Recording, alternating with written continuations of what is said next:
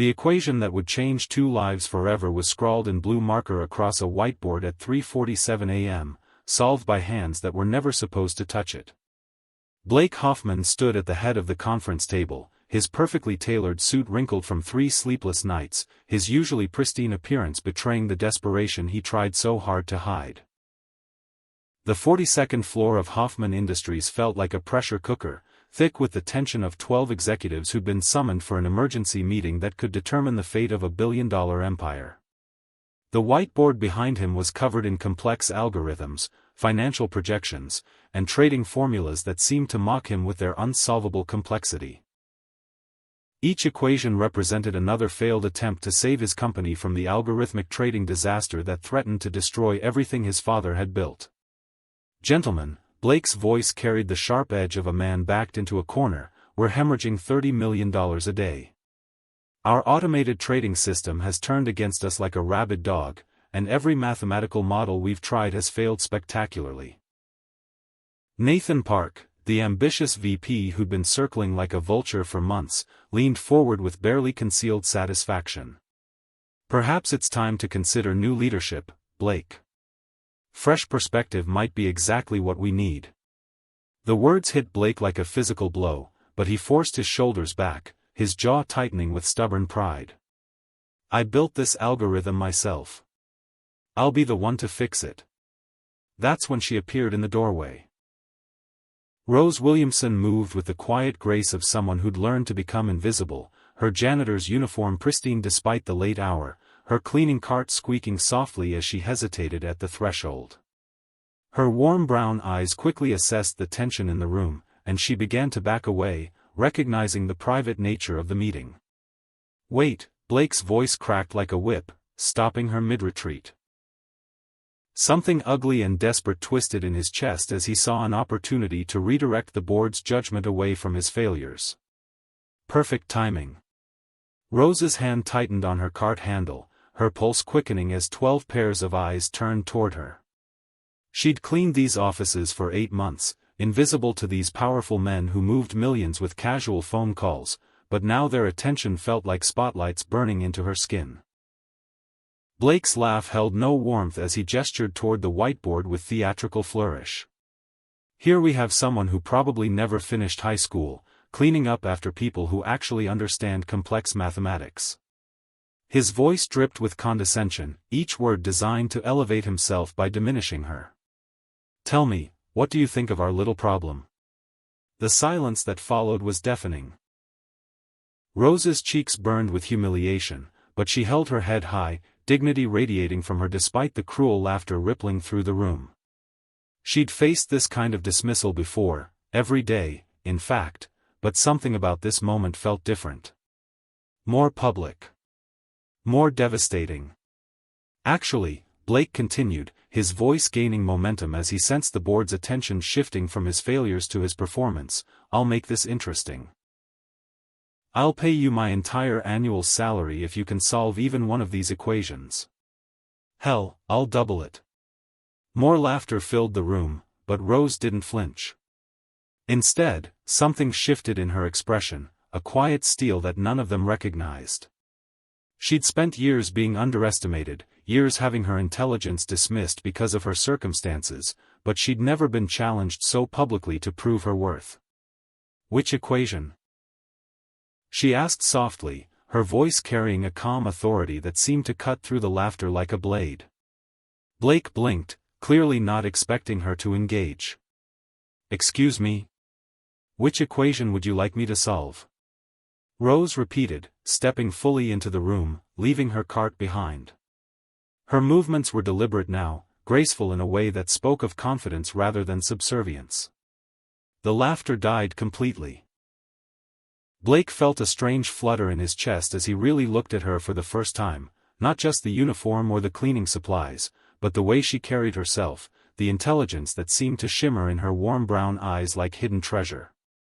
"Any of them," he said, his voice slightly hoarse. "Pick your poison." Rose approached the whiteboard with measured steps, her fingertips trailing along the conference table as she passed. Blake found himself tracking her movement, noticing details he'd never seen before, the elegant curve of her neck, the way her hair caught the fluorescent light, the quiet dignity that radiated from her despite his public humiliation. She stopped in front of the central equation, the one that had been driving him to the edge of madness for 72 hours straight. It was a complex algorithmic formula designed to predict market volatility, twisted into knots by variables that seemed to shift like smoke every time he thought he'd grasped them. "This one," she said simply, reaching for the blue marker that had been his weapon of frustration for 3 straight days. Rose, don't. Ruby Rivers, the veteran janitor who'd become her mentor and friend, appeared in the doorway, her lined face creased with concern. She'd seen enough powerful men toy with good people to recognize the trap being set. But Rose was already moving, her hand steady as she began to write. What happened next would be seared into Blake's memory forever, the graceful efficiency of her movements, the way she seemed to dance with the mathematics, transforming chaos into elegant clarity with each stroke of the marker. She didn't just solve the equation. She redesigned it. Her additions flowed across the whiteboard like poetry written in numbers, each calculation building on the last with a logic so pure it took Blake's breath away. She identified the recursive loop that had been bleeding them dry, isolated the variable causing the cascade failure, and created a stabilization protocol that was somehow both brilliantly complex and beautifully simple. The room fell into absolute silence as she stepped back, capping the marker with a soft click that seemed to echo like thunder. Blake stared at the whiteboard, his mind reeling as he tried to process what he was seeing. The solution wasn't just correct, it was elegant, innovative, revolutionary. It solved not only their immediate crisis but improved the entire algorithm in ways he'd never considered. How? The word escaped him like a prayer, barely audible in the stunned silence. Rose turned to face him, and for a moment their eyes met with an intensity that seemed to stop time itself. In that instant, Blake felt his carefully constructed worldview crumble like sand. Everything he'd believed about intelligence, about worth, about the natural hierarchy of success, all of it lay in ruins at her feet. "I have a PhD in applied mathematics from MIT, she said quietly, her voice carrying no trace of anger despite his public humiliation. Or rather, I had one. I was 6 months from defending my dissertation when my mother was diagnosed with stage 3 cancer. The medical bills and care requirements made it impossible to continue, so I withdrew to work full-time." The words hit the room like physical blows. Nathan Park's satisfied smirk vanished completely. The other board members shifted uncomfortably, suddenly unable to meet her eyes. "I work 3 jobs to cover her treatments," Rose continued, her dignity unshakable even in the face of their collective shame.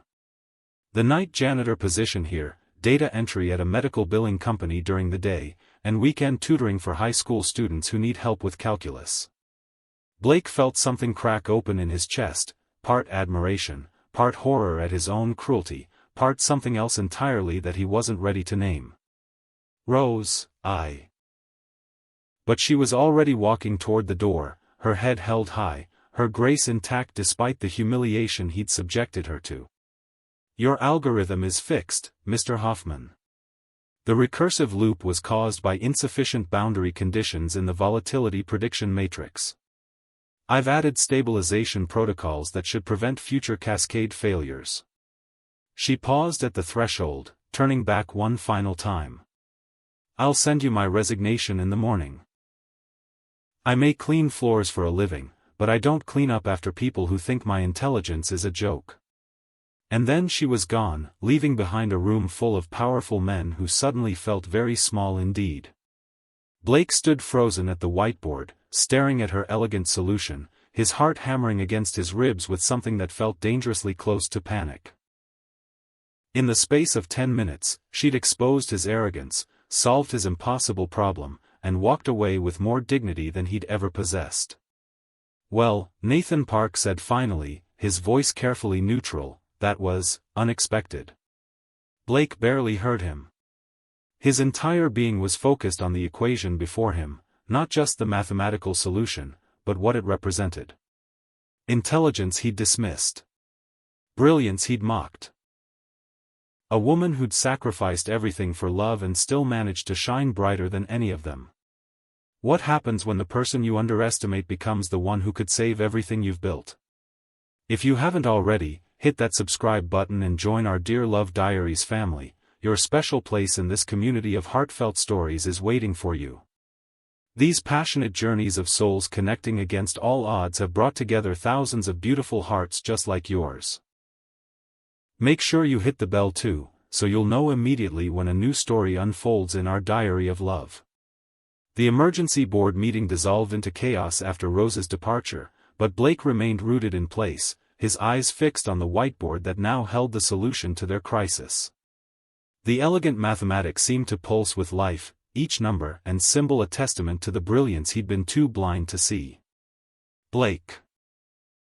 Nathan Park's voice cut through his trance, sharp with barely concealed ambition. We need to discuss damage control. If word gets out that a janitor had to save the company, get out. Blake's voice was quiet, but something in his tone made Nathan take a step back. Excuse me? All of you. Get out of my office. Now. The board members exchanged glances, recognizing the dangerous edge in their CEO's voice. One by one, they filed out, leaving Blake alone with the whiteboard and the weight of his own cruelty.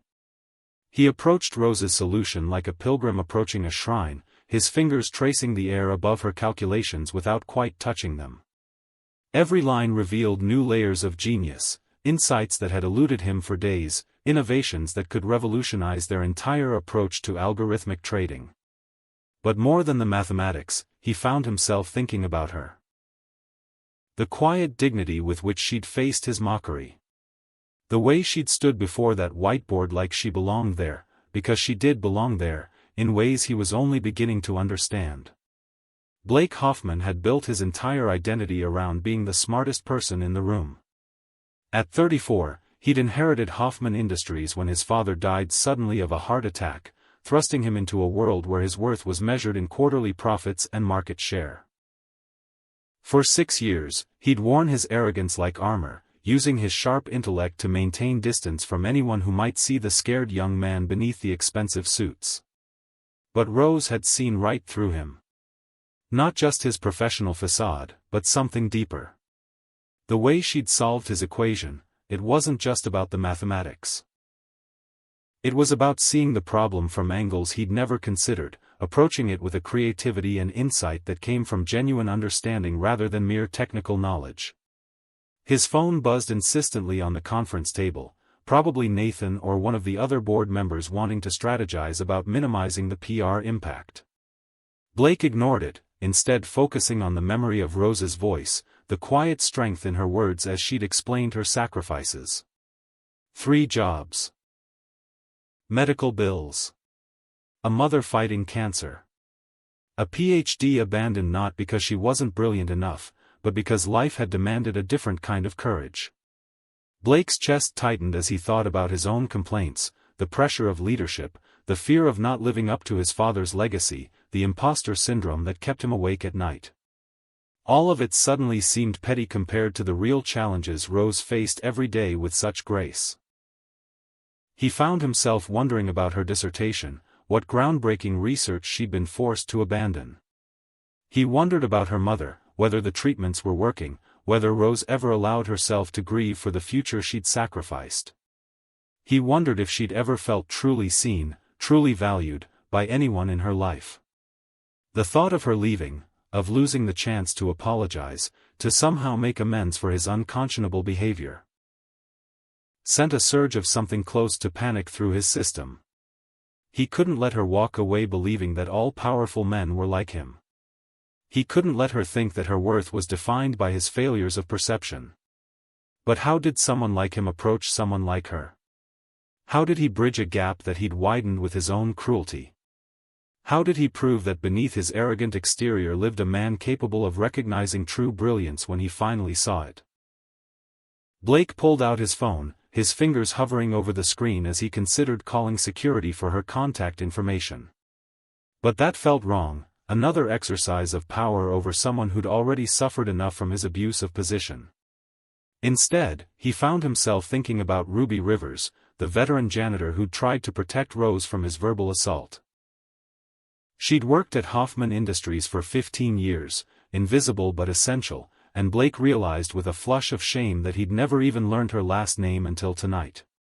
The cleaning staff would know how to reach Rose.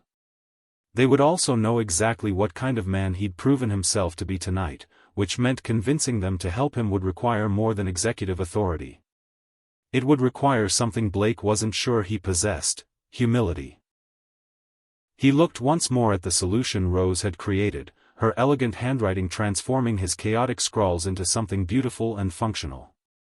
Somewhere in the city, she was probably typing up her resignation letter, preparing to walk away from Hoffman Industries forever. Unless he could find a way to prove that beneath his arrogance lived a man capable of growth. A man who could recognize that true worth had nothing to do with job titles or university degrees, and everything to do with character, intelligence, and the courage to sacrifice for the people you love. The question was, did such a man actually exist inside him, or was Blake Hoffman nothing more than the privileged, dismissive executive Rose had encountered tonight? The mathematics on the whiteboard seemed to shimmer in the fluorescent light, and Blake realized that Rose had given him more than just a solution to his algorithm. She'd given him an equation for his own life, a problem that would require him to solve for the values that truly mattered. The first step was finding her. The second was proving he was worthy of her forgiveness.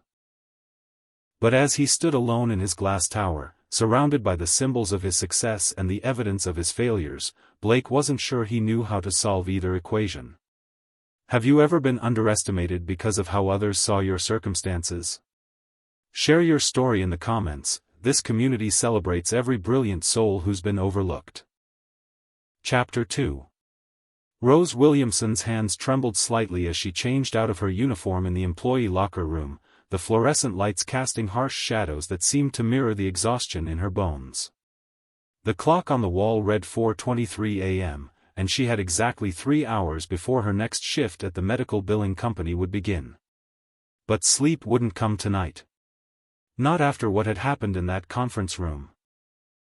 She folded her uniform with the same precise care she brought to everything else in her life, muscle memory taking over while her mind replayed the scene that had just unfolded. The mocking laughter. Blake Hoffman's cruel smile. The way the board members had looked at her like she was part of the furniture, useful but utterly forgettable. Rose, honey. Ruby Rivers appeared beside her locker, her weathered face creased with concern. At 62, Ruby had seen enough corporate cruelty to fill several lifetimes, but what had happened tonight clearly shook her. You don't have to go through with the resignation. Men like that, they say things when they're backed into corners. He wasn't backed into a corner, Ruby. Rose's voice was steady, but Ruby could hear the hurt underneath. He was performing. Making himself feel bigger by making me feel smaller. Ruby's hand found Rose's shoulder, a gentle touch that conveyed decades of hard-won wisdom. That solution you wrote, I may not understand the mathematics, but I know brilliance when I see it. The way those men's faces changed, you showed them something they'll never forget. Rose smiled sadly, appreciating Ruby's fierce loyalty even as her heart ached with familiar pain. Brilliance doesn't pay medical bills, Ruby. And it certainly doesn't change how people like Blake Hoffman see people like us. But even as she said the words, Rose couldn't shake the memory of that final moment in the conference room, the way Blake's eyes had met hers across the space between them, the strange intensity she'd glimpsed before he'd hidden it behind his usual mask of arrogance. For just an instant, she'd seen something that looked almost like recognition. Regret? No. She was being foolish, reading depth into a man who'd just humiliated her in front of his entire board. Blake Hoffman was exactly what he appeared to be, a privileged executive who saw service workers as barely human. I need to get home, Rose said, closing her locker with a soft click. Mom has an early appointment at the oncology center tomorrow, and I want to review her latest test results before we meet with Dr. Patterson. Ruby nodded, understanding flooding her expression. She'd watched Rose juggle impossible schedules for months, always putting her mother's needs first, always finding a way to manage despite the crushing weight of financial and emotional responsibility. "How is Mrs. Williamson doing?" Ruby asked gently. Responding well to the new treatment protocol, Rose replied, and for the first time that night, genuine warmth entered her voice. "Her white blood cell count is stabilizing, and the tumors have shrunk by nearly 30%. Dr. Patterson is cautiously optimistic." "That's wonderful news, honey." "It is." Rose's smile became real, transforming her entire face. "Which is why I can't afford to lose this job over wounded pride. I'll find another position, maybe something with better hours so I can spend more time with her." But as they walked toward the exit together, Rose found herself thinking about the equation she'd solved, the elegant mathematics that had flowed from her mind to the whiteboard like water finding its natural course. For those few minutes, she'd felt like herself again, not just a janitor or a caregiver, but Dr. Rose Williamson, the mathematician who'd once been destined for groundbreaking research. The memory was both exhilarating and heartbreaking.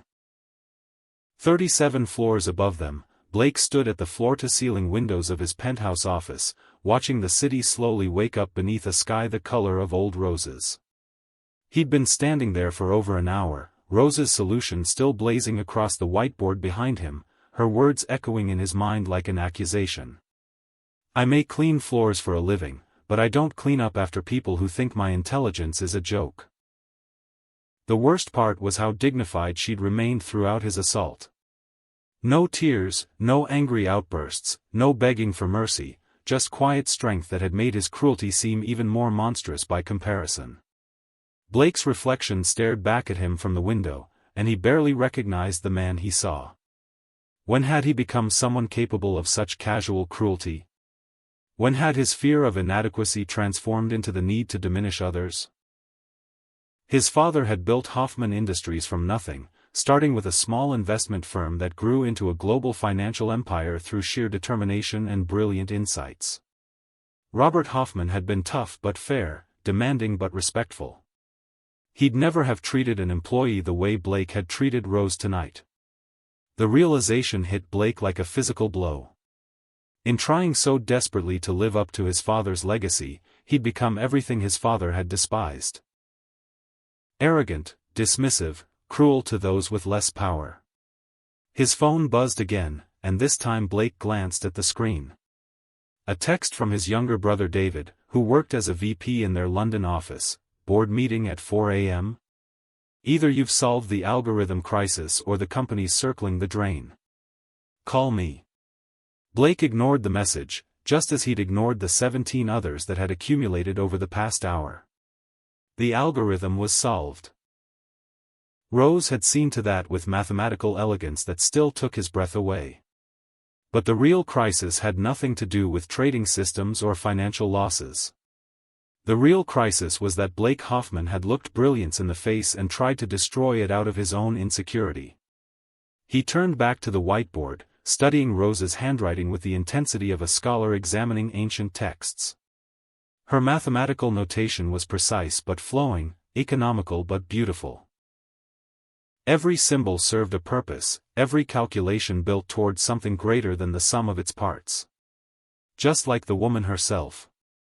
Blake found himself wondering about her life before tragedy struck, what her MIT laboratory had looked like, what groundbreaking research she'd been pursuing, whether she'd been as passionate about her work as he'd once been about his. He wondered if she missed the academic world, if she ever allowed herself to dream about returning to finish what she'd started. Most of all, he wondered if there was any way to undo the damage he'd inflicted with his thoughtless cruelty. The cleaning staff would arrive for the day shift in a few hours. Blake could wait, intercept Ruby Rivers, and ask for Rose's contact information. But what would he say? What words could possibly bridge the gap his arrogance had created? "I'm sorry I humiliated you in front of my board because your brilliance threatened my fragile ego. I'm sorry I judged you based on your uniform instead of your character. I'm sorry I'm exactly the kind of privileged executive who sees service workers as lesser beings. All true, but none of it felt adequate. Apologies were just words, and Blake had already proven that his words could wound as sharply as weapons. He needed to do something more. Something that proved he understood not just the mathematical solution she'd provided, but the human cost of his behavior. Blake pulled out his phone and scrolled through his contacts until he found Dr. Helena Martinez, the head of MIT's Applied Mathematics Department. They'd served together on a financial modeling committee 2 years ago, and she'd mentioned her interest in recruiting industry professionals for guest lectures. If Rose had been pursuing her PhD at MIT, Dr. Martinez would remember her.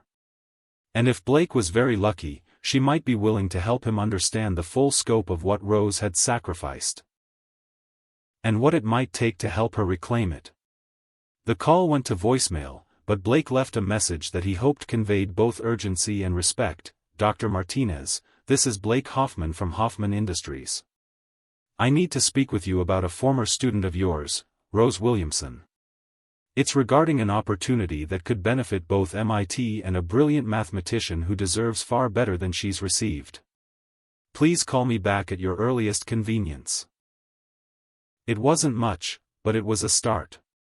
And for the first time since Rose had walked out of his conference room, Blake felt something other than shame and regret. He felt hope. 20 minutes later, Rose stood in the parking garage next to her 10-year-old Honda Civic, her resignation letter printed and sealed in an envelope that felt heavier than it should.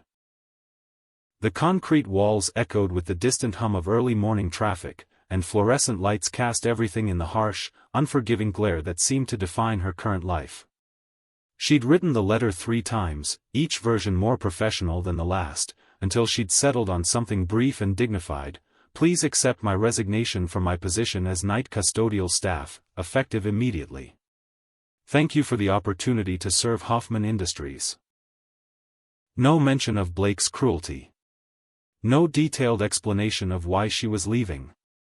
Just clean, professional language that revealed nothing about the brilliant mind behind it. Rose slipped the letter under her windshield wiper. She'd deliver it to Human Resources in the morning, and was reaching for her car door when she heard footsteps echoing across the concrete.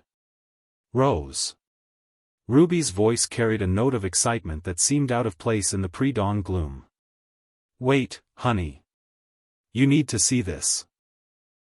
Rose turned to find Ruby jogging toward her with surprising speed for a woman her age, clutching something in her weathered hands. What is it, Ruby? That algorithm you fixed, it's working. Ruby thrust a printed page toward Rose, her eyes bright with fierce pride. My nephew works in IT, and he was here running diagnostics when the system came back online. Look at these numbers. Rose took the printout, her mathematical mind immediately processing the data streaming across the page. Trading volumes stabilizing. Profit margins recovering. The cascade failure that had been bleeding Hoffman Industries dry for 3 days, completely stopped. The system's been running clean for 2 hours, Ruby continued, her voice filled with wonder. 2 hours since you walked out of that conference room. You didn't just solve their problem, Rose. You saved the entire company. Rose stared at the numbers, feeling a complex mixture of pride and pain. Her solution had worked perfectly, just as she'd known it would. But the satisfaction was tainted by the memory of Blake's mocking laughter, the way he'd used her intelligence as entertainment for his board. It doesn't matter, she said quietly, handing the printout back to Ruby. The mathematics was never the real problem. Wasn't it? Ruby's voice carried a note of challenge that made Rose look up sharply. Honey, I've been cleaning offices for 40 years. I've seen how these powerful men act when they're scared, when their whole world is falling apart. Blake Hoffman was drowning tonight, and he lashed out at the nearest target. That doesn't excuse, no, it doesn't, Ruby agreed firmly. But it might explain it. An explanation isn't the same as excuse, but it might be the beginning of something better. Rose wanted to argue, wanted to maintain her righteous anger at Blake's treatment. But something in Ruby's expression gave her pause. A kind of knowing wisdom that came from decades of watching human nature at its worst and best. "What are you saying, Ruby?" "I'm saying that man spent 2 hours alone with your solution after you left. 2 hours staring at the proof of your brilliance, thinking about what he'd done. And when the numbers started coming in, when it became clear that you'd single-handedly saved his company." Ruby shook her head slowly. "Well, let's just say I've never seen a CEO look quite so ashamed of himself." Rose felt something flutter in her chest, not quite hope, but something close to it. "How do you know that?" "Because my nephew saw him on the security monitors. Pacing his office like a caged animal, staring at that whiteboard like it held the secrets of the universe. And then around 6 this morning, he made a phone call that lasted nearly an hour. Very intense conversation, from what my nephew could see." Despite herself, Rose found her curiosity piqued. What kind of phone call would Blake Hoffman make at 6 in the morning, after spending the night with her mathematical solution? "Ruby, I can't." "You can't what?" "Give a man a chance to apologize. Give yourself a chance to be seen for who you really are." Ruby's voice gentled, becoming almost maternal. "Honey, I know you've been hurt. I know powerful people have disappointed you before. But what if this time is different? What if Blake Hoffman is capable of growth?" Rose looked down at the resignation letter in her hands, the white envelope stark against her dark skin. Everything logical told her to walk away, to protect herself from further humiliation, to find a new job where she could remain safely invisible. But a small voice in her heart, the same voice that had compelled her to approach that whiteboard despite the risk, whispered that maybe, just maybe, Ruby was right. Maybe Blake Hoffman was capable of becoming more than the cruel, arrogant man she'd encountered tonight. Maybe some equations had solutions that couldn't be calculated in advance. The question was, did Rose have the courage to find out? Chapter 3. Dr. Helena Martinez returned Blake's call at 7:30 a.m., her voice carrying the brisk efficiency of someone accustomed to early morning laboratory work. "Mr. Hoffman, I received your message about Rose Williamson. I must say, I'm intrigued by your mention of an opportunity." There was a pause, and Blake could hear the careful consideration in her tone. Rose was one of the most promising doctoral candidates I've ever supervised. Her research into predictive algorithms for financial markets was genuinely revolutionary. Blake felt his chest tighten with a mixture of awe and shame. Was? Past tense? She withdrew from the program 18 months ago.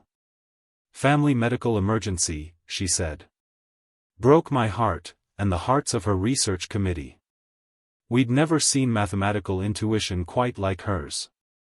Dr. Martinez's voice softened with obvious affection. Rose had the rare ability to see patterns where others saw only chaos. Her dissertation work on volatility prediction could have changed how we understand market behavior entirely. The words hit Blake like physical blows. Rose hadn't just abandoned some generic academic program, she'd sacrificed groundbreaking research that could have revolutionized his entire industry.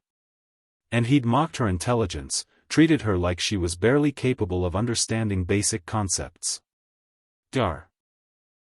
"Martinez," Blake said carefully, "what would it take for someone in Rose's position to resume their doctoral work?" "That's complicated. She'd need to reapply, of course, but that's not the real challenge. The real challenge is financial. Doctoral stipends barely cover basic living expenses, and Rose was supporting her mother's cancer treatment. Unless her financial situation has dramatically improved." Blake was already formulating a plan before Dr. Martinez finished speaking. What if she had full financial support? Tuition, living expenses, medical coverage for her family? The silence stretched long enough that Blake wondered if the call had dropped. Finally, Dr. Martinez spoke, her voice carefully neutral. "Mr. Hoffman, may I ask what your interest is in Rose's academic career?" Blake closed his eyes, knowing that the truth would sound inadequate no matter how he phrased it. "I owe her an apology that's too big for words. And I owe her recognition that's 18 months overdue. Another pause. Then, she solved something for you, didn't she? She saved my company. In 10 minutes, she solved a problem that had been destroying us for days. And I. Blake's voice cracked slightly. I treated her like she was invisible. Worse than invisible. I see. Dr. Martinez's tone had shifted, becoming more thoughtful.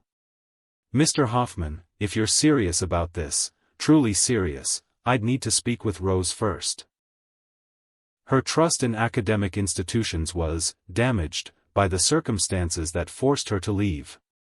She'd need to believe that this opportunity was real, sustainable, and not dependent on anyone's charity.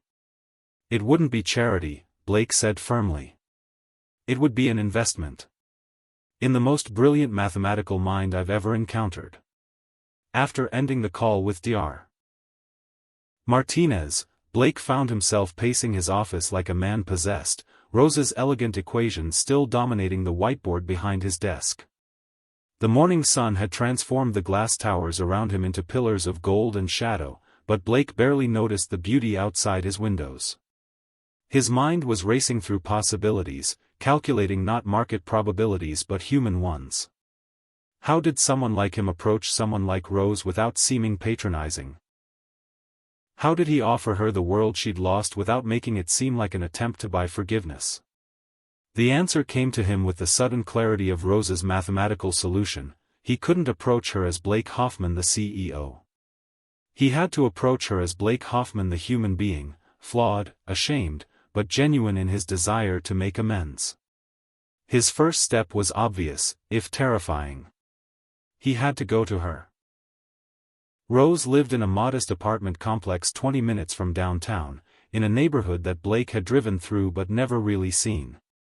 As his Tesla glided through streets lined with aging duplexes and small businesses, he felt the full weight of the privilege that had insulated him from the realities Rose faced every day. Her building was a 3-story brick structure from the 1960s, well-maintained but showing its age in the way that spoke of working-class dignity rather than corporate wealth. Blake sat in his car for 10 minutes, gathering courage he hadn't needed since his father's funeral, before finally walking to the entrance.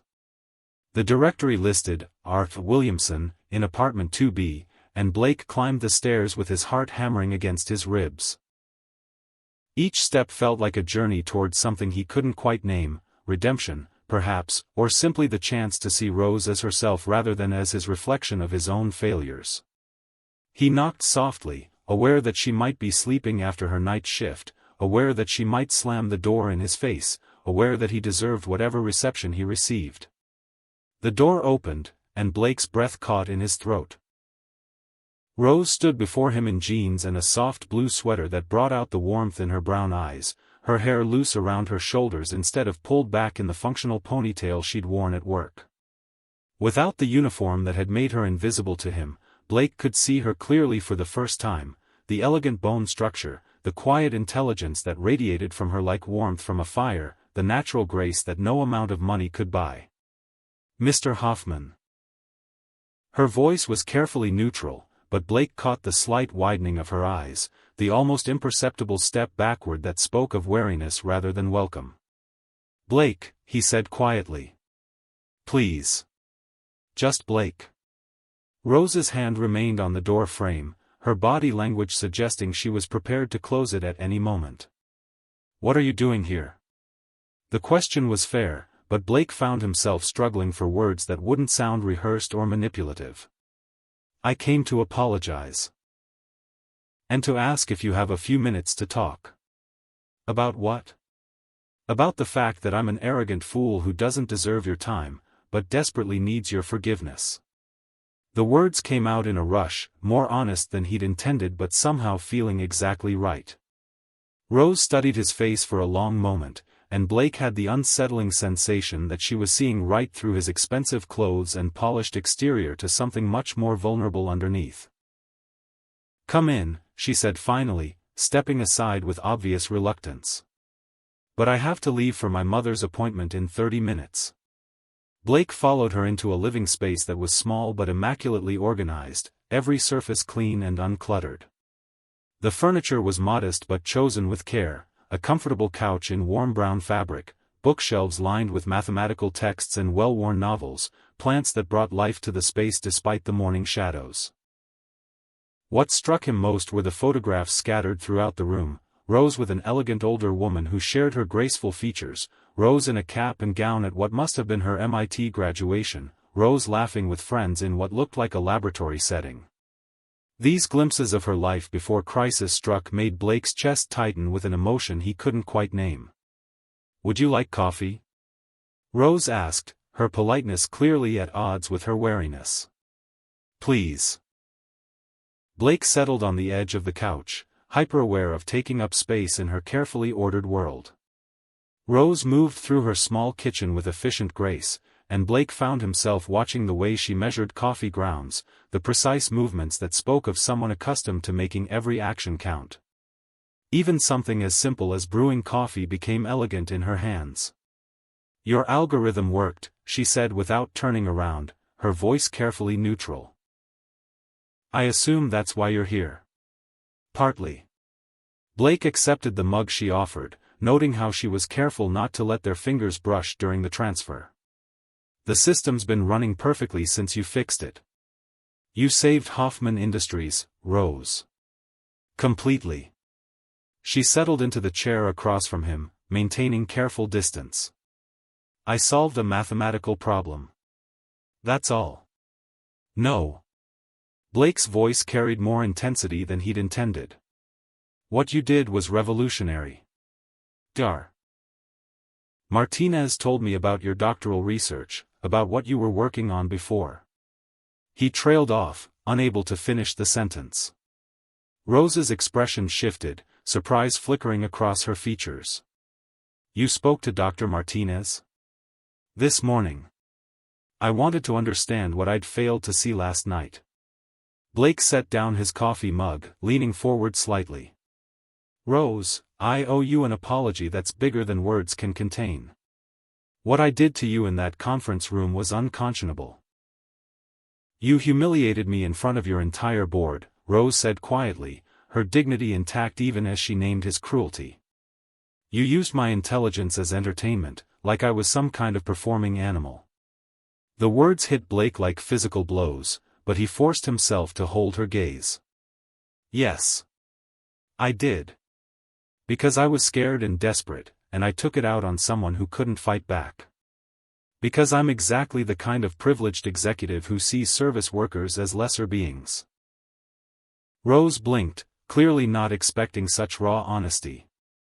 "I built my entire identity around being the smartest person in the room," Blake continued, his voice becoming more vulnerable with each word.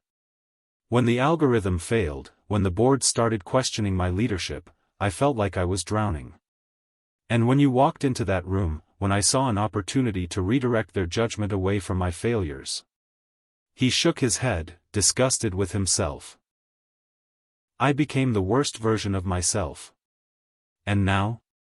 Rose's voice was carefully controlled, but Blake caught something underneath, not forgiveness, exactly, but perhaps the possibility of it.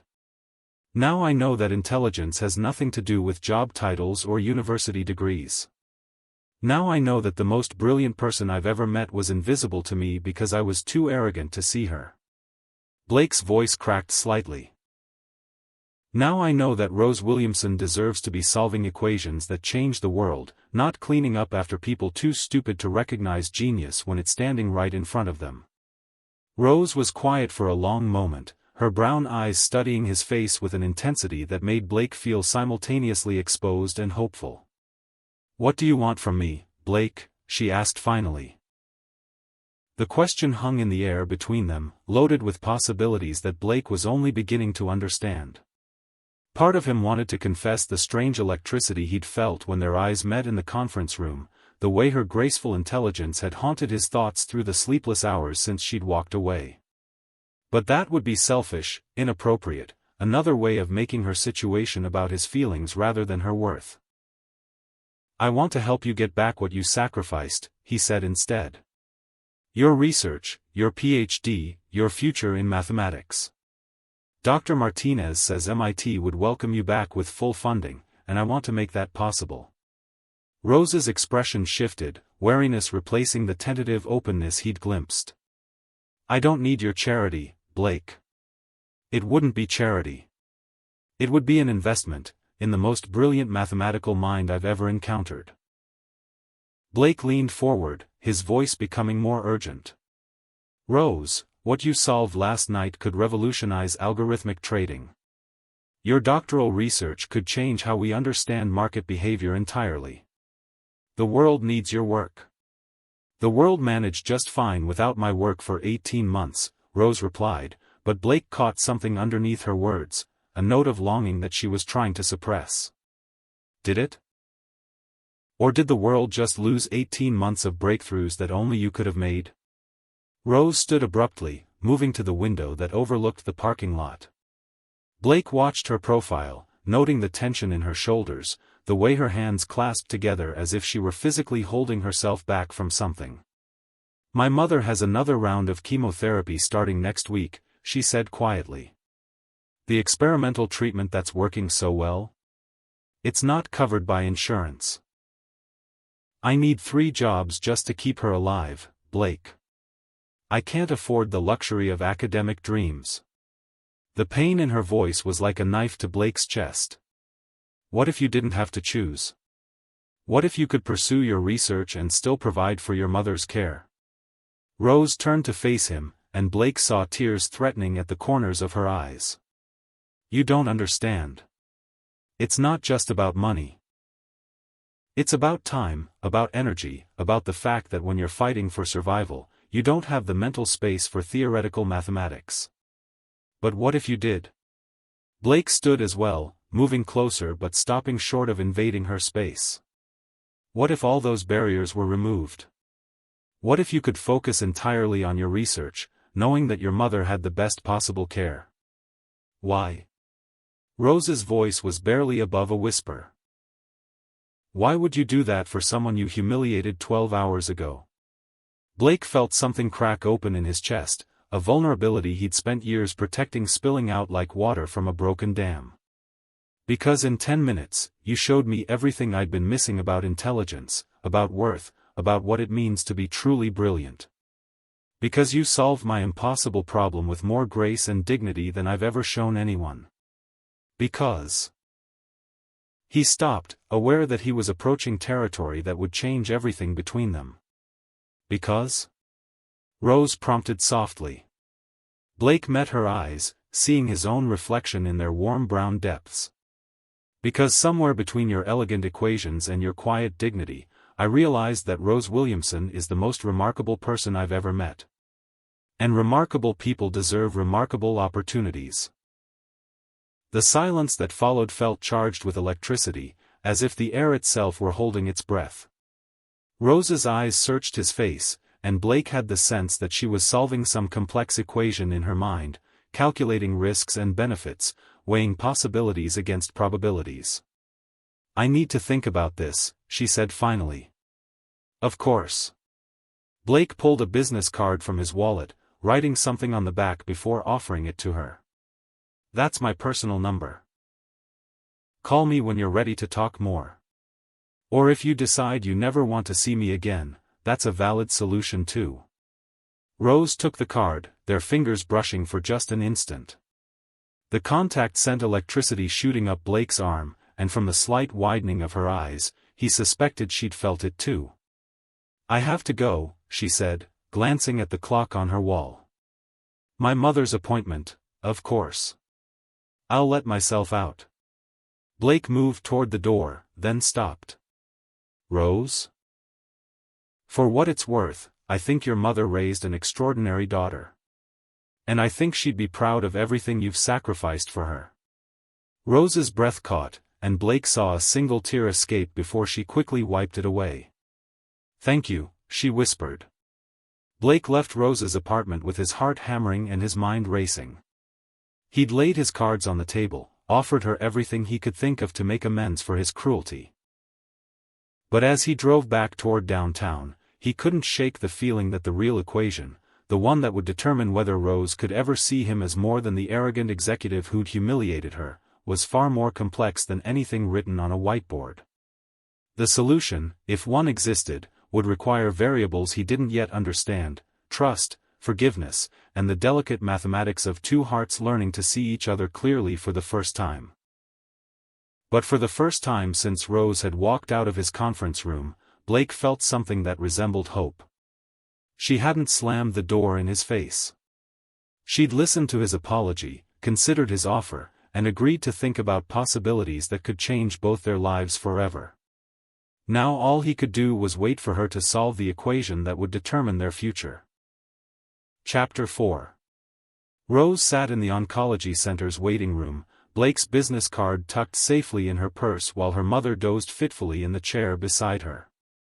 The morning's appointment had gone better than expected. Dr. Patterson was pleased with the continued tumor shrinkage, optimistic about the treatment timeline, and hopeful that they could maintain the current protocol for another 3 months.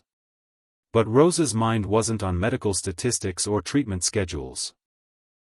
It was replaying every moment of Blake's unexpected visit, every word of his impossible offer, every flicker of emotion she'd glimpsed in his blue eyes. Remarkable people deserve remarkable opportunities. The words echoed in her mind like a mathematical proof that didn't quite add up. How did someone go from public humiliation to life-changing generosity in the span of 12 hours? What kind of man showed up at a woman's apartment offering to restore the dreams he'd helped destroy? Rosie? Her mother's voice was soft but alert, the way it always was after treatment sessions. You've been quiet since we left Dr. Patterson's office. Everything all right, baby? Rose looked at her mother, Eleanor Williamson, 61 years old, still beautiful despite the toll that chemotherapy had taken on her elegant features. The silk scarf covering her head was a rich burgundy that brought out the warmth in her brown eyes, eyes that Rose had inherited along with her mathematical intuition and stubborn dignity. Mom, do you ever think about the paths we don't take? Rose asked carefully. The decisions we make that close certain doors forever? Eleanor's expression became thoughtful, her hand reaching out to cover Rose's. You mean like leaving MIT? Rose nodded, surprised as always by her mother's ability to see straight to the heart of things. Every day, Eleanor admitted. I think about what you sacrificed for me, and I carry that weight like a stone in my chest. Mom, no, let me finish, baby. Eleanor's voice carried the gentle firmness that had guided Rose through childhood mathematics competitions and teenage heartbreaks. I think about those doors you closed, yes. But I also think about the doors that sacrifice opened. The strength you've found in yourself. The grace you've developed under pressure. The way you've learned to see solutions where others see only problems. Rose felt tears threatening. But what if there was a way to walk through both doors? To honor what I chose without losing what I gave up? Eleanor studied her daughter's face with the intensity of someone who'd spent 30 years reading Rose's expressions. Something happened, didn't it? Someone made you an offer. Rose pulled Blake's business card from her purse, turning it over in her hands. The CEO of the company where I worked. He offered to fund my return to MIT. Full financial support, medical coverage for both of us, everything. That's wonderful news, Rosie. Why don't you look happier? Because yesterday he humiliated me in front of his entire board. Called me barely educated, mocked my intelligence, used me as entertainment for a room full of powerful men. Rose's voice cracked slightly. And now he wants to play savior? Eleanor was quiet for a long moment, her thumb tracing gentle circles on the back of Rose's hand. Tell me about this man. Not what he did, but who you think he is underneath the mistakes. Rose found herself thinking about Blake's face as he'd sat in her living room. The genuine shame in his expression, the way his voice had cracked when he'd called himself an arrogant fool, the vulnerability she'd glimpsed when he'd spoken about drowning in his own fear. I think he's someone who built walls around himself using arrogance and privilege, she said slowly. Someone who's so afraid of not being enough that he tears others down to feel bigger. But I also think he's capable of growth. The way he looked at my solution, Mom. It wasn't just appreciation for the mathematics. It was recognition. Like he was seeing me for the first time. Eleanor nodded thoughtfully. And how did it feel to be seen? Rose closed her eyes, remembering the electric moment when Blake's gaze had met hers across the conference room, the way the air had seemed to shimmer with possibility even in the aftermath of his cruelty. Terrifying. Exhilarating. Like standing at the edge of a cliff and realizing you might actually be able to fly. Then maybe the question isn't whether you can trust his offer, Eleanor said gently. Maybe the question is whether you can trust yourself to navigate whatever comes next. That afternoon, Rose found herself standing outside Hoffman Industries for the first time as a visitor rather than an employee. The glass tower stretched 42 stories into a sky the color of winter clouds, and she felt simultaneously insignificant and determined as she approached the gleaming lobby. She'd called Blake's personal number an hour earlier, her hands trembling slightly as she dialed. His voice had been carefully controlled when he'd answered, but she'd caught the note of hope underneath his professional tone. "I'd like to talk more about your offer," she'd said simply. "Are you free this afternoon?" "For you?" "Always." Now, as the elevator carried her toward the executive floors she'd once cleaned in darkness, Rose tried to steady her racing heart. She'd changed into her best dress, a simple navy blue sheath that she'd worn to MIT faculty dinners in what felt like another lifetime, and pulled her hair back in a style that felt both professional and feminine. Blake was waiting for her when the elevator doors opened on the 40th floor, and Rose's breath caught at the sight of him. Gone was the rumpled, desperate man from the previous night's board meeting. This was Blake Hoffman in his element. Perfectly tailored charcoal suit, hair styled with casual precision, the kind of commanding presence that had built financial empires. But it was his eyes that made her pause. They held the same vulnerability she'd glimpsed in her apartment, the same careful hope that suggested this conversation mattered to him in ways that went beyond business. Rose.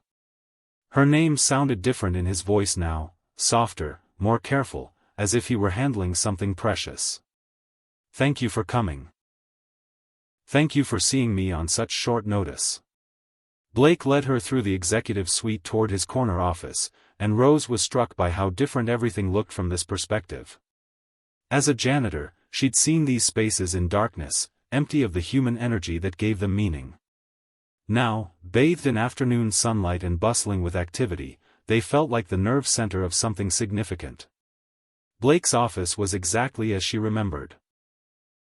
Floor-to-ceiling windows offering breathtaking views of the city, expensive furniture arranged to project authority and success, the whiteboard where her equation still blazed across the surface like a testament to possibilities. "You kept it," Rose said softly, approaching the board where her mathematical solution remained untouched. "I couldn't bear to erase it," Blake admitted. "It's the most beautiful thing anyone's ever created in this office." Rose felt heat rise in her cheeks at the intensity in his voice. She studied her own handwriting, the elegant curves and precise angles that had flowed from her mind through the marker with such natural ease. Looking at it now, she could remember exactly how it had felt to be purely herself in that moment, using her gifts without apology or explanation. "I spoke with Dr. Martinez again this morning," Blake said, settling into one of the chairs arranged near the windows rather than behind his imposing desk. "She's excited about the possibility of you returning to MIT. Says your research supervisor never filled your position because they kept hoping you'd come back." Rose took the chair across from him, noting how the arrangement felt more like a conversation between equals than a meeting between executive and employee. "Blake, I need to understand something. Why are you doing this? Really?" Blake was quiet for a moment, his blue eyes studying her face with an intensity that made her pulse quicken. "The honest answer? Because I haven't been able to stop thinking about you since you walked out of that conference room." Rose's breath caught. "Blake, Not just because of the algorithm, he continued quickly. Though that was remarkable enough to change how I think about intelligence forever. But because of how you handled my cruelty. The dignity you maintained. The way you stood up for yourself without losing your grace. His voice became softer. I've never met anyone like you, Rose. And I realized that if I let you disappear from my life because of my own stupidity, I'd regret it for the rest of my life. Rose felt something shift in her chest, a flutter of possibility that she wasn't sure she was ready to name. This is dangerous territory, Blake. I know. He leaned forward slightly, his eyes never leaving hers. But some equations don't have safe solutions. The words hung in the air between them, loaded with meaning that extended far beyond mathematics.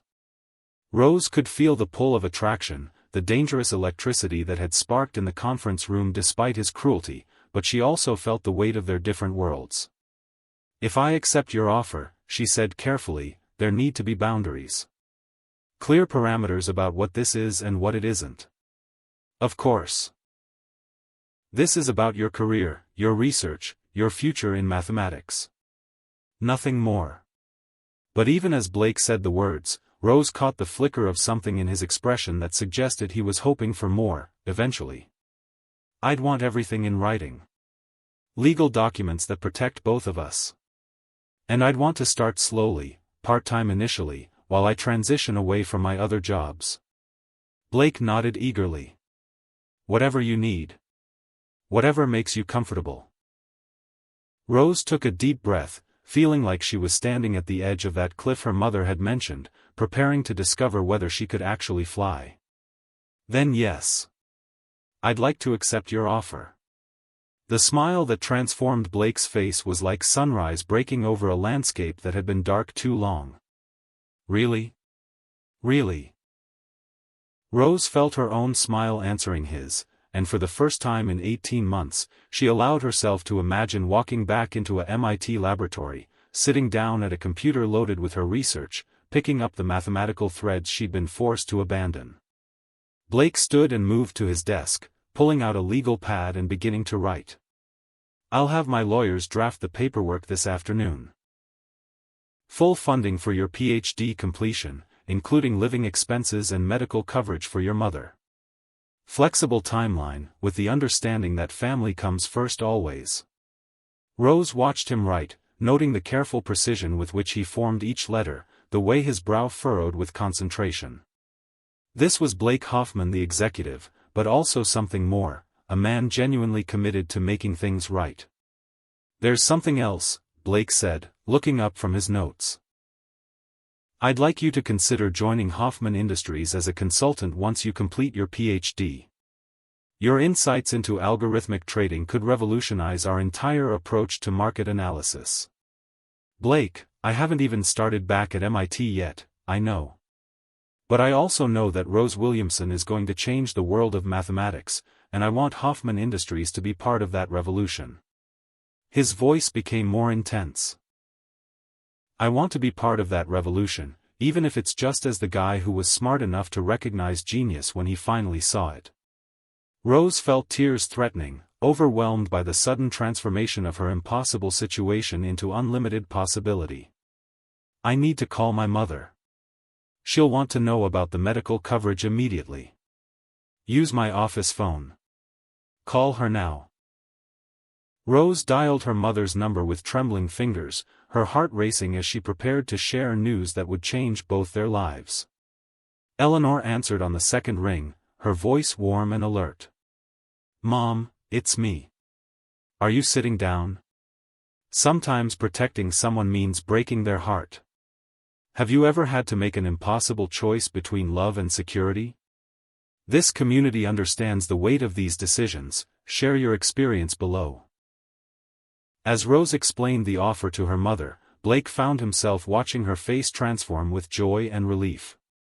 The careful control she'd maintained for 18 months began to crack, revealing glimpses of the passionate, brilliant woman who'd once been destined to revolutionize mathematics. When she hung up the phone, there were tears streaming down her cheeks, but her smile was radiant. She cried, Rose said, wiping her eyes with the back of her hand. She actually cried. She said she'd been praying for 18 months that I'd find a way back to my dreams, and she couldn't believe the prayer was finally being answered. Blake felt something warm and unfamiliar spread through his chest as he watched Rose's happiness. This was what it felt like to use his privilege and resources for something meaningful, not just profit margins and market dominance, but real human transformation. "There's one more thing," he said, pulling an envelope from his desk drawer. "I called MIT's financial aid office this morning. Your old research supervisor, Dr. Patel, wanted me to give you this." Rose opened the envelope with curious fingers, pulling out a letter written in elegant handwriting. As she read, her expression shifted from confusion to wonder to something approaching disbelief. "What is it?" Blake asked gently. "It's from Dr. Patel. He says he never filed my official withdrawal paperwork because he kept hoping I'd return. According to this, I'm still technically enrolled as a doctoral candidate on medical leave." Rose's voice was barely above a whisper. "He says if I can return by the spring semester, I won't lose any of my progress. I could complete my PhD in 18 months instead of starting over." Blake felt his chest tighten with an emotion that was part joy, part something deeper and more complex. That's incredible news. It's more than incredible. It's... Rose looked up at him, her brown eyes bright with tears and possibility. "It's everything I thought I'd lost forever." They stood facing each other in the afternoon light streaming through Blake's office windows, the mathematics on the whiteboard behind them serving as a reminder of how far they'd traveled from the previous night's cruelty to this moment of shared hope. "Rose," Blake said softly, taking a careful step closer. "I know we said boundaries, and I respect that completely. But I need you to know that offering you this opportunity, it's not just about making amends for my behavior. It's about recognizing that some people are too remarkable to let slip away." Rose's breath caught as she looked into his eyes, seeing not just the arrogant executive who'd humiliated her, but the vulnerable man who'd spent a sleepless night recognizing his own failures and trying to build something better. "Blake," she whispered, her voice carrying a note of warning and invitation in equal measure. I know it's complicated. I know we're from different worlds. I know I have to earn your trust before I can even think about earning anything else." Blake's voice became rougher, more honest. "But I also know that yesterday, when our eyes met across that conference room, something shifted in the universe. And I can't pretend I didn't feel it." Rose felt the truth of his words resonating in her bones, the memory of that electric moment when recognition had sparked between them despite everything else. She thought about her mother's question, "Can you trust yourself to navigate whatever comes next?" "One step at a time," she said finally, her voice steady despite the butterflies in her chest. "First, I go back to MIT. I finish my research. I reclaim the life I thought I'd lost. And then?" Rose smiled, feeling bold and terrified and more alive than she had in 18 months. "And then we solve for the next variable in the equation." Blake's answering smile was like sunlight breaking through storm clouds. "I can work with those parameters." As Rose prepared to leave Blake's office, her heart full of possibilities she'd thought were lost forever, she realized that some equations couldn't be solved with mathematics alone. Some solutions required courage, faith, and the willingness to believe that remarkable people, regardless of their circumstances, truly did deserve remarkable opportunities. The real question was whether she and Blake could navigate the complex mathematics of two hearts learning to trust each other, one variable at a time. Chapter 5. 3 weeks later, the thunderstorm that swept through the city felt like nature's way of matching the electricity that had been building between Blake and Rose. The rain lashed against the floor-to-ceiling windows of Blake's penthouse office with a fury that made the glass shudder, while lightning illuminated the darkened cityscape in dramatic flashes of silver and white. Rose had been working late again, her desk in the corner of Blake's office now a permanent fixture as they collaborated on implementing her algorithms into Hoffman Industries' trading systems. What had started as professional necessity had evolved into something much more intimate: shared meals, lingering conversations, and moments of charged silence when their eyes met across equations that seemed to pulse with more than mathematical significance. The recursive loop in the volatility matrix is still causing microfluctuations, Rose said, her voice cutting through the storm symphony as she studied the data streaming across her laptop screen.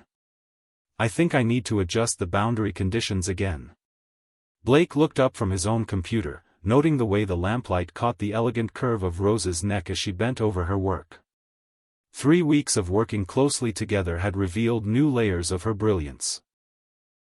Not just her mathematical intuition, but her ability to see patterns in human behavior, her gift for explaining complex concepts with startling clarity, her quiet humor that emerged when she felt safe enough to let her guard down. You've been staring at those numbers for 6 hours, Blake observed gently. Maybe it's time to take a break. I'm close to a breakthrough, Rose insisted, but even as she said it, Blake could see the exhaustion in the slight slump of her shoulders, the way she rubbed her temples to ease a tension headache. As if the universe were responding to his concern, the lights flickered once, twice, then died completely, plunging the office into darkness broken only by the occasional flash of lightning through the windows. Perfect timing, Blake muttered, fumbling for his phone's flashlight. The backup generators should kick in any moment.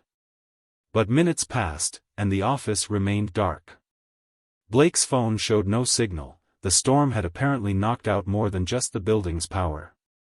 Looks like we're stuck here for a while, he said, trying to keep his voice light despite the way his pulse had quickened at the realization that he and Rose were truly alone together, cut off from the outside world by the storm raging around them. Rose saved her work before her laptop battery died, then sat back in her chair with a soft sigh. I should call my mother, let her know I'm safe. I have a landline in the executive suite, Blake offered. And there are emergency candles in the cabinet behind my desk. We can wait out the storm in relative comfort.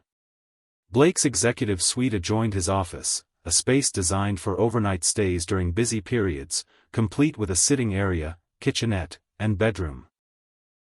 As he lit candles throughout the room, the space transformed from corporate sterility into something warm and intimate, shadows dancing across the walls in patterns that seemed to mirror the electricity sparking between them. Rose called her mother from the landline, her voice warm with affection as she explained the situation and assured Eleanor that she was safe. Blake tried not to eavesdrop, but he couldn't help noting the tender concern in Rose's voice, the way she downplayed her own inconvenience to ease her mother's worry. She's doing so much better, Rose said after hanging up, settling onto the plush sofa near the windows where they could watch the storm's light show. The new treatment protocol is working better than anyone hoped. Dr. Patterson thinks she might achieve complete remission within the next few months. That's incredible news, Blake said, settling beside her with careful distance between them. How are you handling it? The hope, I mean. After so many months of uncertainty. Rose was quiet for a moment, her brown eyes reflecting the candlelight as she considered his question. It's terrifying, she admitted. For 18 months, I've lived in crisis mode, every decision based on immediate survival, every plan contingent on the next test results. Now, suddenly, I'm allowed to think about the future again, and I'm not sure I remember how. Blake felt something crack open in his chest at the vulnerability in her voice. Over the past 3 weeks, he'd watched Rose reclaim her professional identity with grace and determination, but this was the first time she'd revealed the emotional cost of her journey. What kind of future do you want? He asked softly.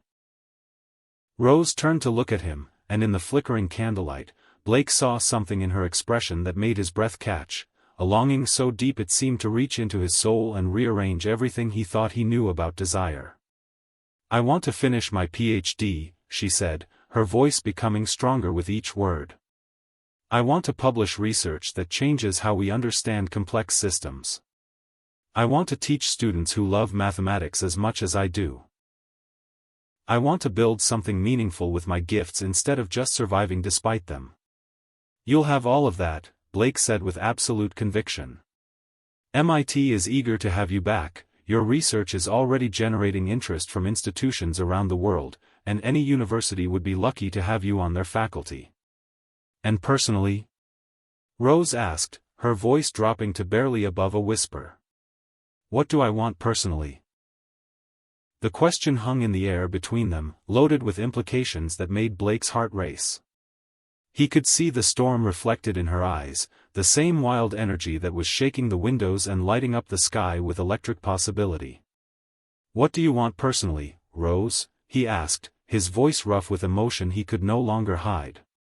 Rose was quiet for so long that Blake wondered if he'd overstepped, pushed too hard into territory they'd agreed to navigate carefully. But then she shifted on the sofa, turning to face him fully, and Blake saw something in her expression that made his breath stop completely. I want to stop being afraid, she said softly. I want to stop assuming that good things are temporary, that happiness is something that happens to other people, that love is a luxury I can't afford. Blake's hand found hers without conscious thought, their fingers intertwining with an ease that felt like coming home. Rose. I want to trust that when someone sees my worth, they won't change their mind when the novelty wears off, she continued, her voice growing stronger with each confession. I want to believe that Blake Hoffman, brilliant, powerful, impossibly complicated Blake Hoffman, could actually love someone like me for more than just her mathematical abilities. Blake felt his breath catch at her words, at the raw honesty that seemed to illuminate the space between them more brightly than any candle.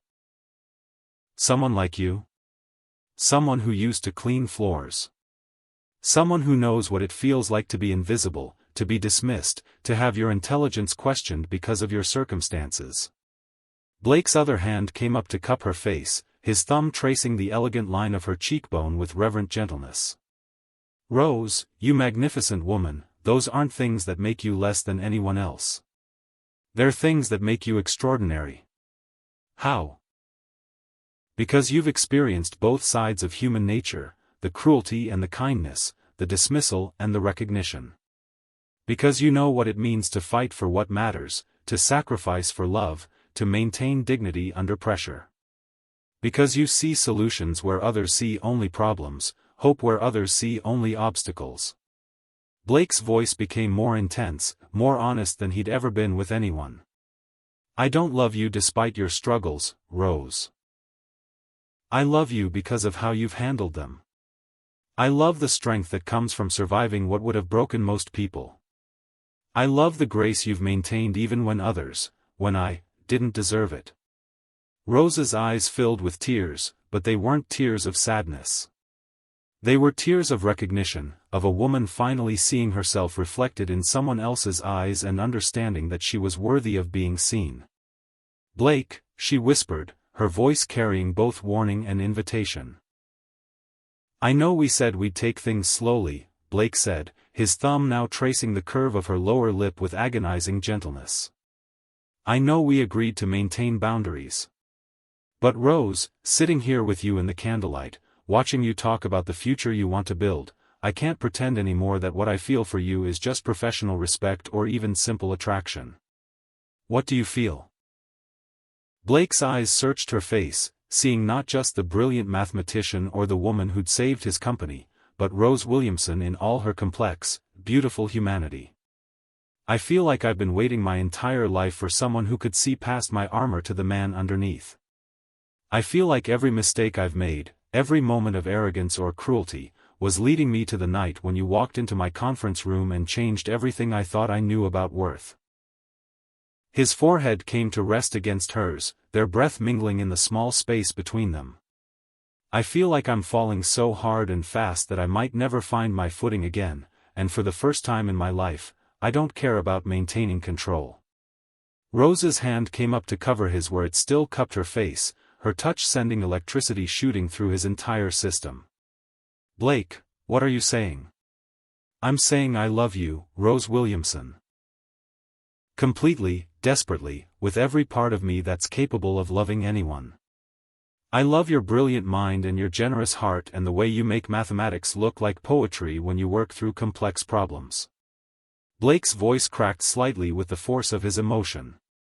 I'm saying that if you'll let me, I want to spend the rest of my life proving that you deserve everything beautiful this world has to offer. I want to be worthy of the woman who saw something worth saving in a man who'd forgotten how to see anyone but himself." The silence that followed was broken only by the storm outside and the thundering of their hearts as Rose processed his confession. Blake held his breath, aware that he'd just laid his soul bare to the one person who had the power to either heal or destroy him completely.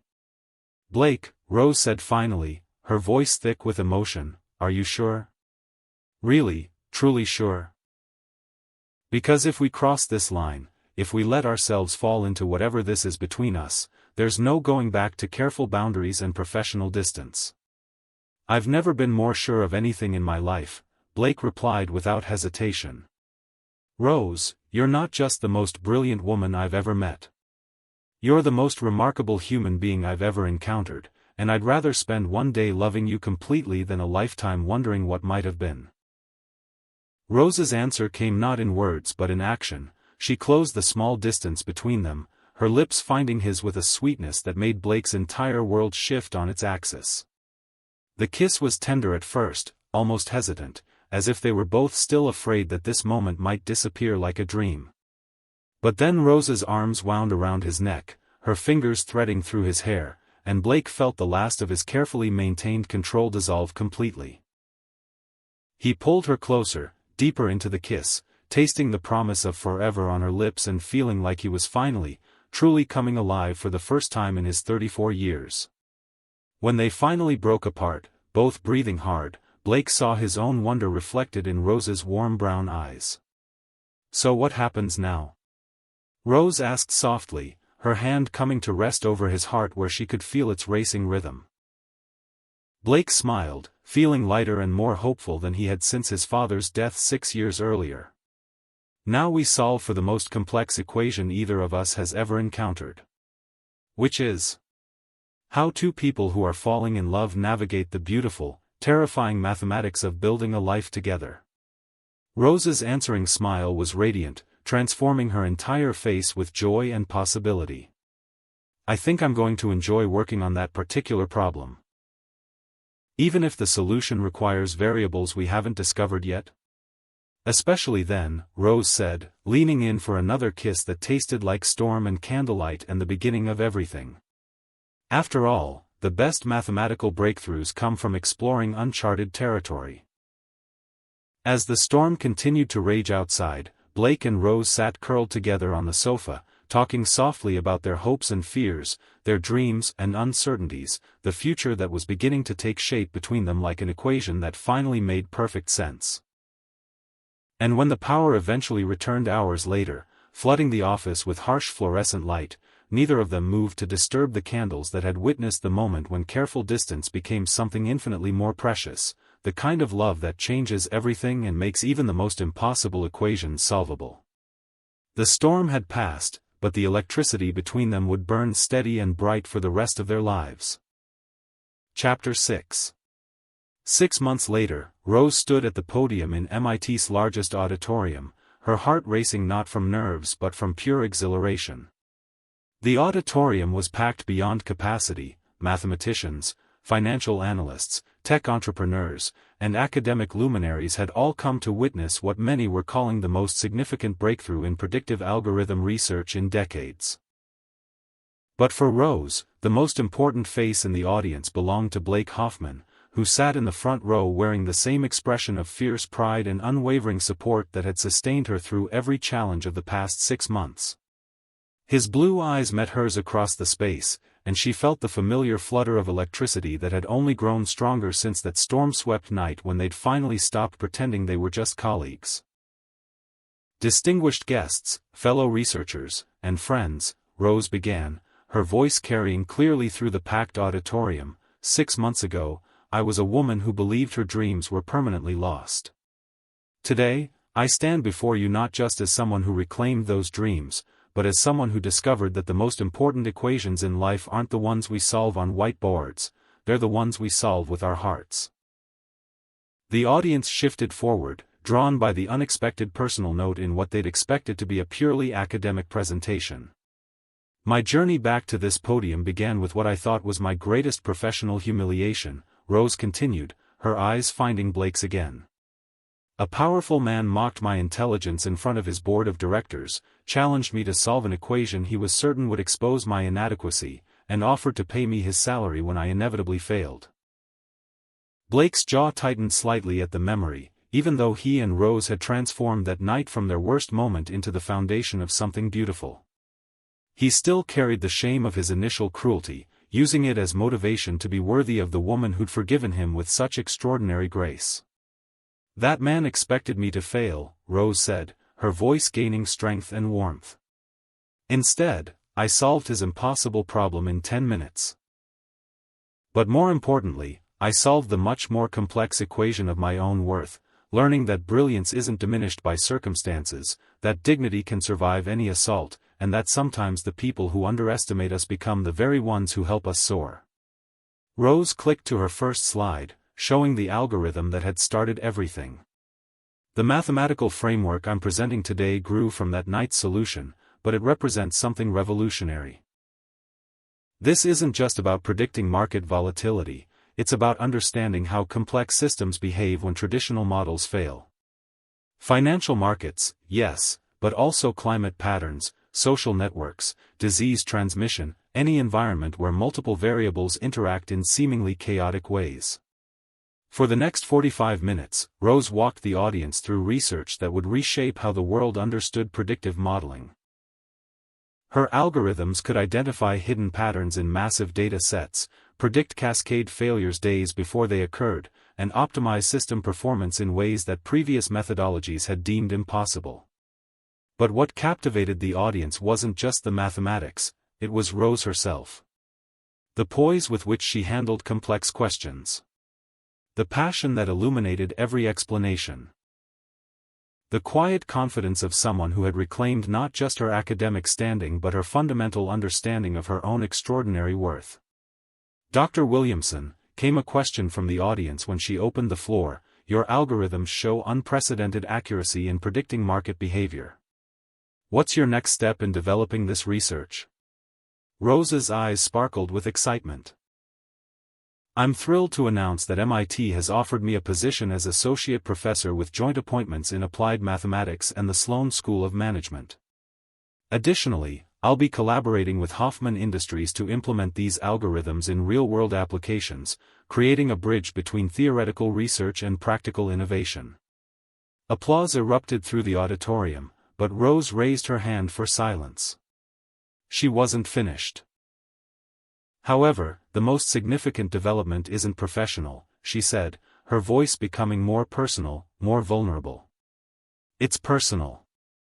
The CEO who once mocked my intelligence has become the man who sees my worth more clearly than I sometimes see it myself. Blake Hoffman didn't just give me back my career, he gave me back my belief in my own value. Blake felt his breath catch as Rose's eyes found his again, her smile radiant with love and gratitude and something deeper. A recognition that they'd built something together that transcended their different worlds.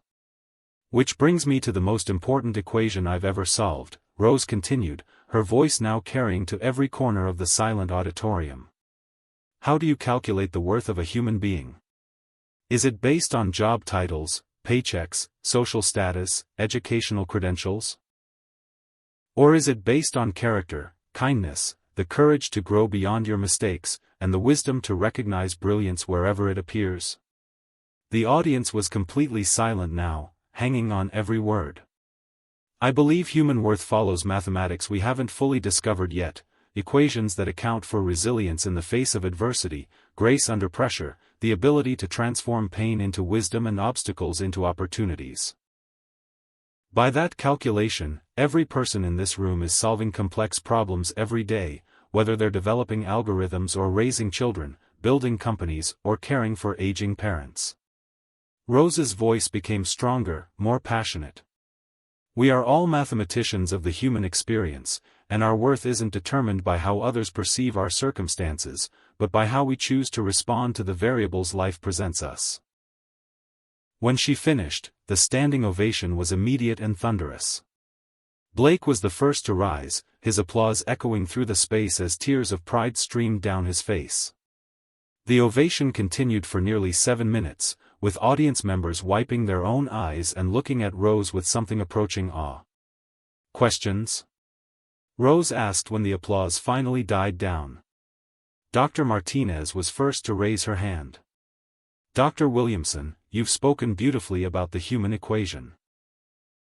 How do you plan to use your platform to help others solve their own worthiness calculations? Rose smiled, having hoped for exactly this question. I'm establishing the Williamson Foundation for Educational Equity, focused on providing opportunities for brilliant minds whose potential has been overlooked due to their circumstances. No one should have to choose between pursuing their dreams and caring for the people they love. Another hand shot up, Dr. Patel, beaming with mentor's pride. What advice would you give to other doctoral students who might face similar challenges? Remember that setbacks aren't failures, they're variables in a longer equation, Rose replied. Sometimes what looks like the end of your story is actually just the beginning of a different, more beautiful chapter. Trust in your own worth, even when others can't see it. And never, ever let anyone convince you that your circumstances define your capabilities. As the formal session ended and Rose was surrounded by colleagues wanting to discuss collaboration opportunities, Blake waited patiently at the edge of the crowd, his heart full of pride and love and anticipation for what came next. Finally, the last well-wisher departed, and Rose found herself alone with the man who had transformed from her harshest critic into her greatest champion. Dr. Rose Williamson, Blake said softly, his voice thick with emotion. You were magnificent up there. I had good motivation, Rose replied, stepping into his arms with the ease of someone who had found her home. There's something magical about speaking your truth to a room full of people who actually hear you. Blake's arms tightened around her, and Rose could feel the steady rhythm of his heart against her chest. 6 months of loving him had taught her to read his moods and the tension of his shoulders, the depth of his breathing, the way his fingers traced gentle patterns on her back when he was thinking deeply about something. Rose, he said finally, his voice carrying a note she couldn't quite identify. There's something I need to ask you. What? Blake stepped back slightly, his hands finding hers, his blue eyes serious and intent. Your presentation tonight. It was about equations, about solving for unknown variables, about recognizing worth that others might overlook. Yes? Blake's smile was nervous and radiant at the same time. I have an equation I'd like you to help me solve. Before Rose could ask what he meant, Blake was dropping to one knee in the empty auditorium, pulling a ring from his jacket pocket that caught the stage lights like captured starfire. Dar. Rose Williamson, he said, his voice shaking slightly with emotion, brilliant mathematician, extraordinary woman, the love of my life, will you marry me and spend forever solving the beautiful, complex equation of building a life together? Rose felt her breath catch completely, her heart hammering against her ribs as she looked down at the man who had seen past her circumstances to her soul, who had used his privilege to lift her up rather than keep her down, who had proven that love really could transform the most unlikely variables into something magnificent. Blake, she whispered, her voice thick with tears of pure joy. I know we've only been together 6 months, Blake continued, still on one knee, still looking at her like she was the most precious thing in his universe. I know some people will say it's too soon, that we're too different, that we don't make sense on paper.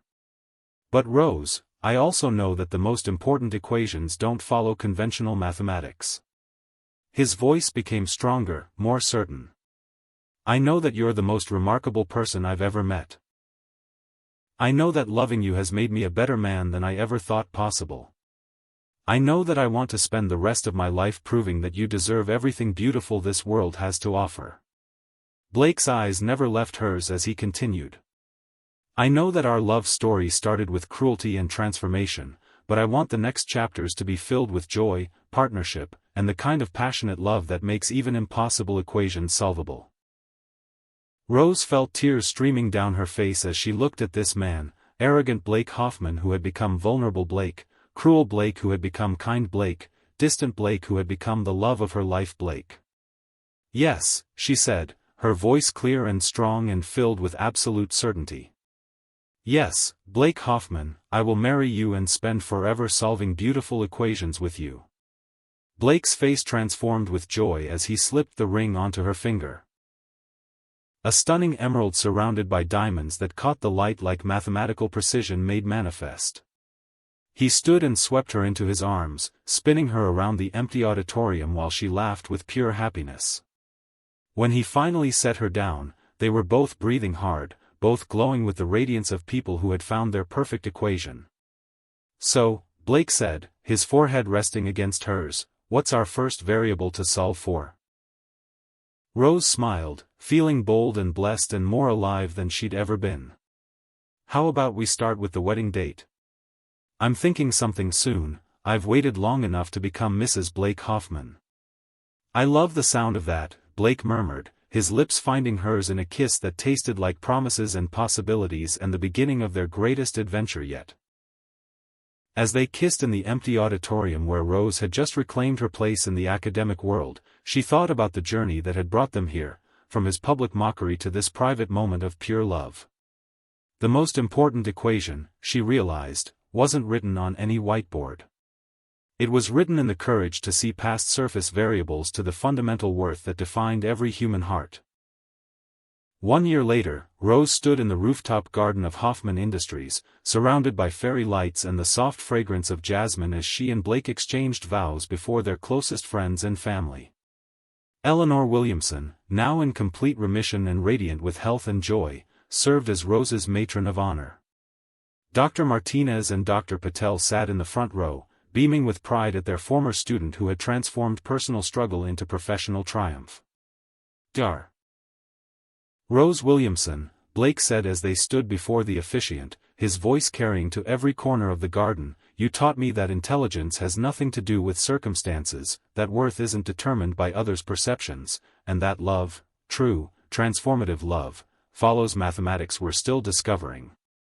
His voice became rougher with emotion. You saved my company with your brilliance, but more importantly, you saved my soul with your grace. I promise to spend every day of our marriage proving that remarkable people deserve remarkable love. Rose's vows were equally heartfelt. Blake Hoffman, you showed me that some equations can't be solved with logic alone, they require faith, hope, and the revolutionary understanding that love transcends everything the world thinks it knows about probability. You saw my worth when I'd forgotten it myself, and you helped me reclaim not just my dreams but my belief in my own extraordinary value. Her voice strengthened with joy and certainty. I promise to solve life's beautiful, complex equations with you, one variable at a time, for all the years we're given. When the officiant pronounced them husband and wife, their kiss was witnessed not just by their guests but by the city sparkling around them like a mathematical proof of infinite possibilities.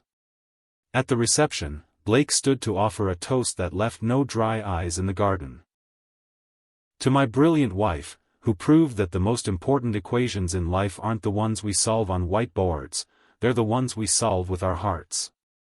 To Rose, who transformed a moment of cruelty into a lifetime of love. To the mathematics of the human heart, which follows laws we're still learning but rewards those brave enough to trust in its power. As their guests raised their glasses and the evening dissolved into laughter and dancing and joy, Rose reflected on the journey that had brought them here. The equation that had started their story, a simple algorithm scrawled on a whiteboard at 3:47 a.m., had become the foundation for something infinitely more complex and beautiful. Some solutions, Rose had learned, couldn't be calculated in advance. The most important ones required courage, vulnerability, and the faith to believe that love, true, passionate, transformative love, could solve any equation when two hearts worked on the problem together. What dreams have you put aside that deserve a second chance? Your story matters to this community. Hit that like button if this story touched your heart, and subscribe for tomorrow's tale of unexpected love. Share in the comments, how has someone's belief in you changed your life? We celebrate every story of recognition and growth.